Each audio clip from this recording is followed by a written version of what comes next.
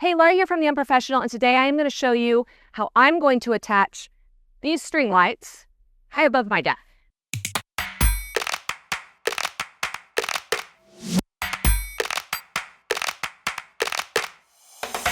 This is such an easy project with immediate impact. I have a long deck off the back of my house with a corner pergola at one end. I knew I would attach there and I would also attach to the house, but I would need to add something here.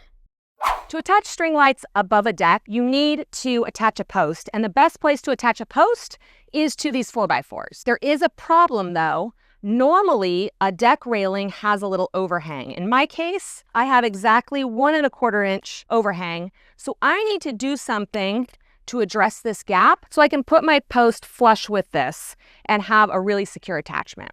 So there's a few options, and if you have a jigsaw, I would say the very easiest option is just to notch out a space here. I don't want to do that though because that's a really permanent option. What I'm actually going to opt for is to take a 2x4 that I have pre-stained, and this is pressure treated, and I am going to attach it here underneath, and then I am going to attach my conduit directly to this 2x4.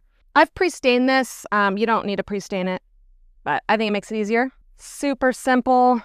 Just clamp it on. It's going to blend right in. It's really not, where's my other clamp? Here's my other clamp. It's going to blend right in. Now I'm just going to take these deckmate screws. These are 3-inch deckmate screws. Hey, would you mind getting me the impact driver? Push. Ah, good. Keep going. Okay. A little bit more. Stop. There you go. That's okay. That's all right. All right, good. You want to try? No. I want to make something else. You want to make something else? Okay, well. What I want you to do is take this paintbrush and on all 3 of those screws, just put a little bit of that paint, okay?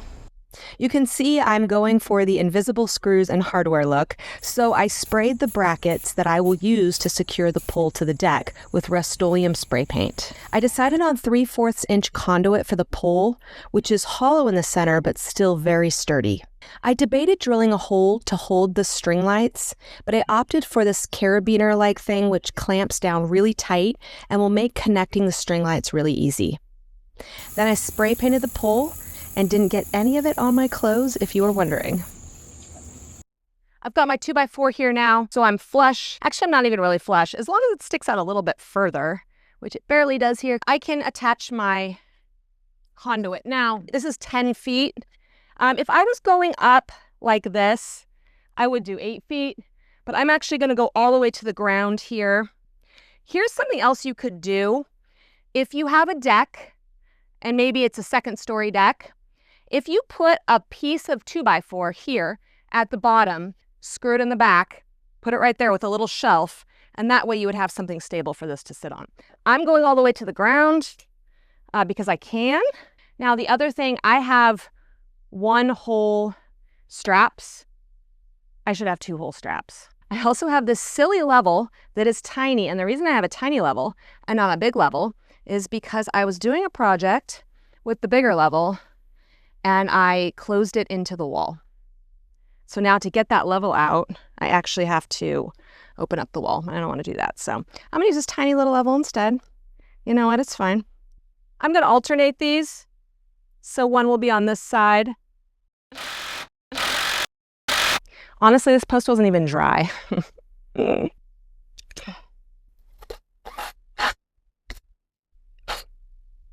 post is on sturdy. That is not coming off.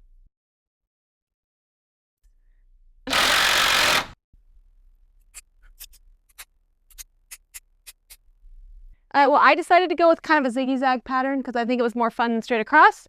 And this is my last little bit, is just to stick this here.